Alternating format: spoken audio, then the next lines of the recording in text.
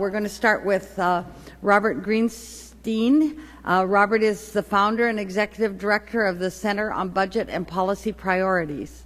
In 1996, he was awarded a MacArthur Fellowship, in part for making the center a model for nonpartisan research and policy organization. In 1994, he was appointed by President Clinton to serve on the Bipartisan Commission on Entitlement and Tax Reform. Prior to founding the center, Mr. Greenstein was administrator of the Food and Nutrition Service at the U.S. Department of Agriculture.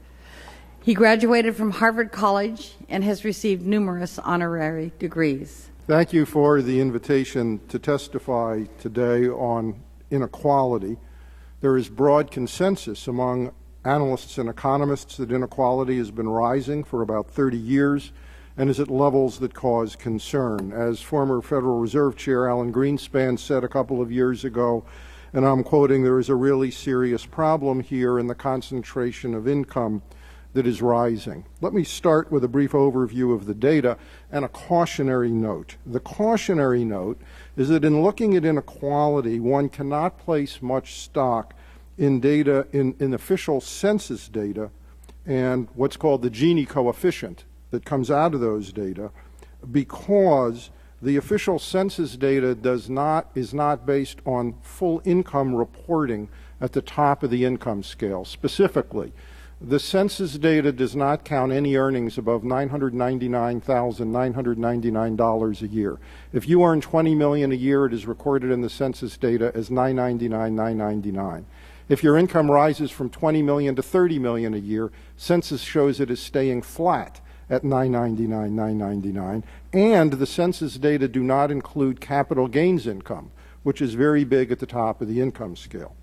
To address these problems in the data, fortunately, about 15 years ago, the Congressional Budget Office came to the rescue and developed a data series that blends census data and data from the IRS so that the CBO data count all income, and they also count as income, as one should for these purposes, things like food stamps, housing subsidies, and the earned income credit for people at the bottom of the income scale. The CBO data are widely recognized by analysts as the best data available on inequality.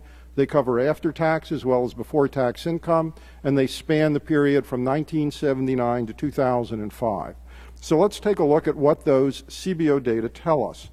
They show a stark picture of rising inequality. After adjusting for inflation, after-tax income for the bottom fifth of the population, average after-tax income for the bottom fifth, was only 6% higher in 2005 than it had been 26 years earlier in 1979.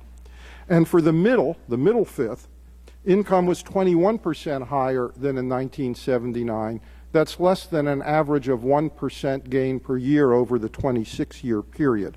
In contrast, income rose 80% among the top fifth, and it more than tripled, rising 228% among the top 1% of the population. In dollar terms, the CBO data show that the average income for the bottom fifth is all of $900 per household higher in 2005 than it was in 79. The gain was $8,700 per household for the middle fifth, and for the top 1%, the gain was $745,000 per household. We also have a data source on the distribution of before-tax income that goes back to 1913. This is based on IRS data, and it shows, as you noted, Madam Chair, in your opening, that the share of before-tax income going to the top 1% is now greater than at any time since 1928. I would note that the rise in inequality in after-tax income, for both before-tax and after-tax income, the main causes are in the private economy. But there is a question as to whether government policy ameliorates or exacerbates the trends. And the evidence is compelling that the tax cuts of this decade have exacerbated the trend in inequality in after-tax income. The CBO data show that the percentage of income that the top fifth pays in federal taxes fell in 2005 to its lowest level on record in these data. Data from the Urban Institute Brookings Tax Policy Center show that the 01 and 03 tax cuts increase after-tax income by a far larger percentage for those at the top of the income scale than for those in the middle or the bottom. And in dollar terms, the Tax Policy Center data show that in 2010, when the tax cuts are fully in effect, the average tax cut per household for those with incomes over $1 million a year will be a $158,000 tax cut per household. The average tax cut in the middle, the Tax Policy Center tells us, will be $810 per household.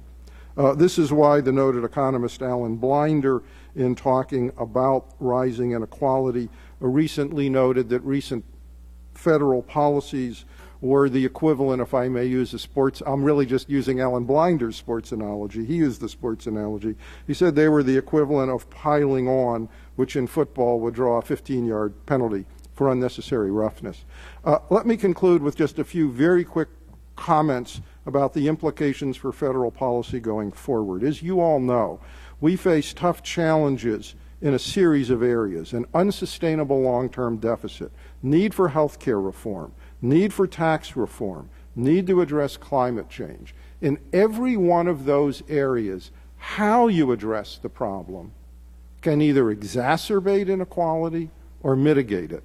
And I would submit that this ought to be one of, certainly not the only, by no means, but one of the factors you look at as you evaluate potential responses in those areas. In addition, of course, we need a strong economy and rising productivity as a necessary but not sufficient condition to get more widespread prosperity. And that does mean sound investments in preschool education, education, worker training, infrastructure, and basic research. There are a variety of things that the Congress could start doing the next year, and among them, I would argue, would be such things as looking at what are bipartisan proposals to make things like the higher education and savers tax credits refundable. We right now have tax benefits that subsidize the cost of higher education for people higher up the income scale who would go to school anyway. We shut out people at the bottom. I think more focus on poverty reduction goals would be helpful. We need to remove barriers to labor organizing. There are an array of things we need to do, and the first step, of course, is simply focusing more attention on the inequality issue and the need to address it. And I think this hearing is an important step in what we have to do first in order to put on the agenda that one of the lenses through which we should evaluate policy in a whole range of areas is, does it exacerbate the inequality already being driven by trends in the international and national economies, or does it lean against it and help mitigate it and help us have prosperity that's more broadly shared across our people? Thank you.